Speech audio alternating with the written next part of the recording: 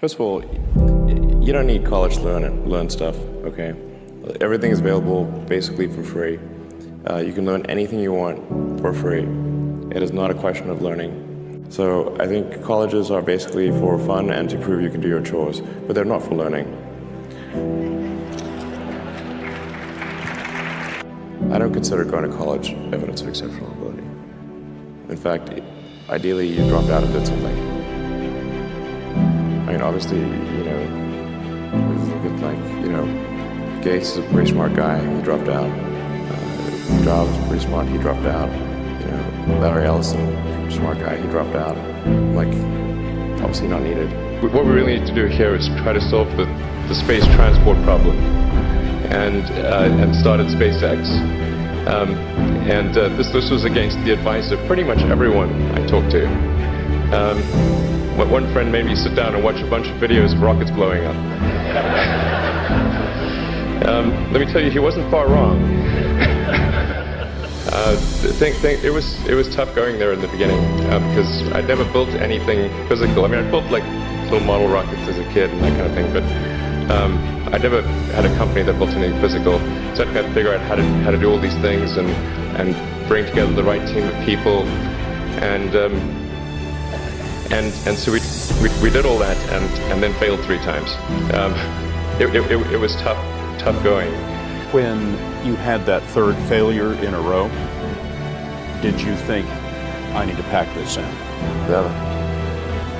Why not? I don't ever give up. I mean, I'd have to be dead or completely incapacitated. Neil Armstrong, Gene Cernan have both testified against commercial spaceflight and the way that you're developing it. I was very sad to see that because those guys are, those guys are heroes of mine, so it's really tough. I wish they would come and visit and see the hardware that we're doing here. And I think that would change their mind. They inspired you to do this, didn't they? Yes. And to see them casting stones in your direction. It's difficult.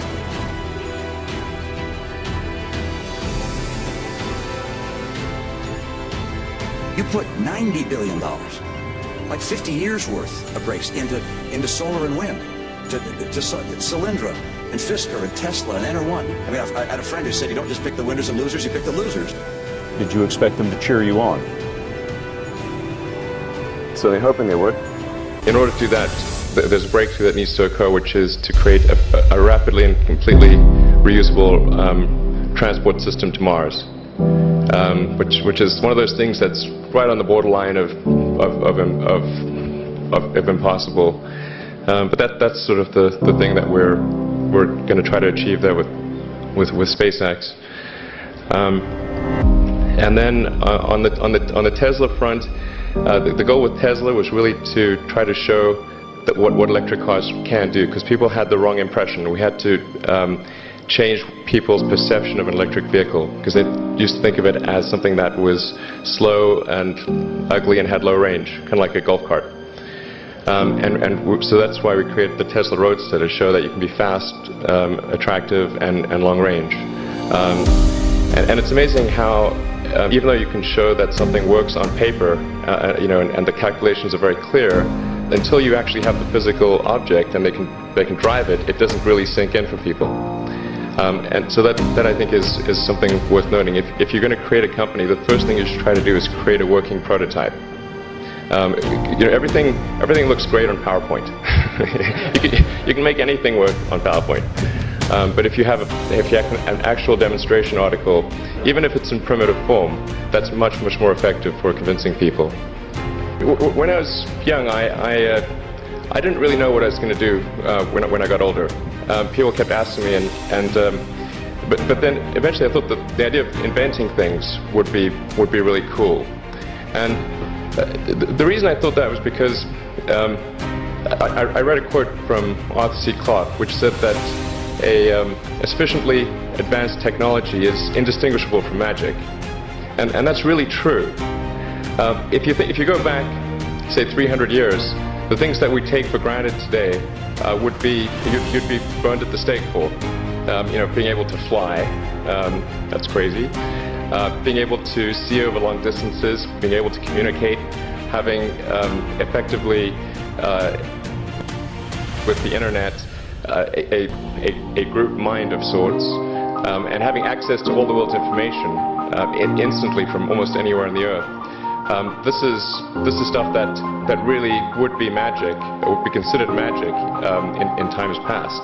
In fact, I think it actually goes beyond that, because there are many things that we take for granted today that weren't even imagined in times past. They weren't even in the realm of magic.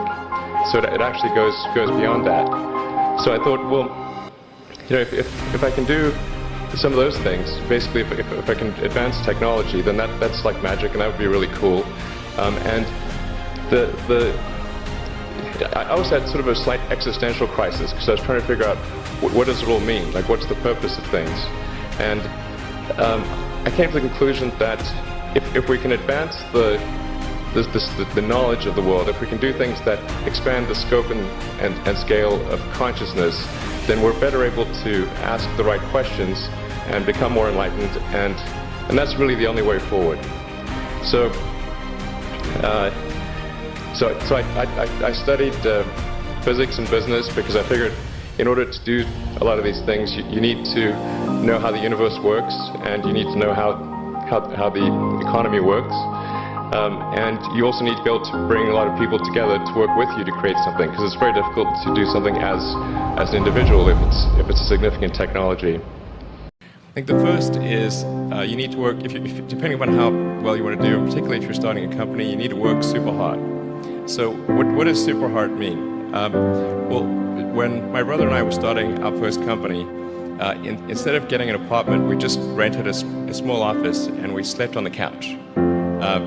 And we showered at the YMCA, and we're so hot up we had just one computer. So the website was up during the day, and I was coding at night, 7 days a week, all the time.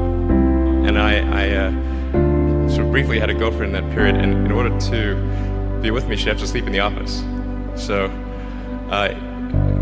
work hard, like every waking hour. That's the thing I would say, particularly if you're starting a company. And I mean, if you do simple math, say like, okay, if somebody else is working 50 hours and you're working 100, you'll get twice as much done in the course of a year as the other company. At Tesla, we've never spent any money on advertising.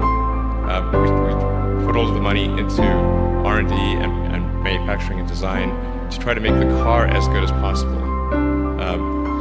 And I think that's the way to go. So for any given company, just keep thinking about, are these efforts that people are expending, are they resulting in a better product or service? And if they're not, stop those efforts. Imagination is the limit, and go out there and create some magic. Thank you.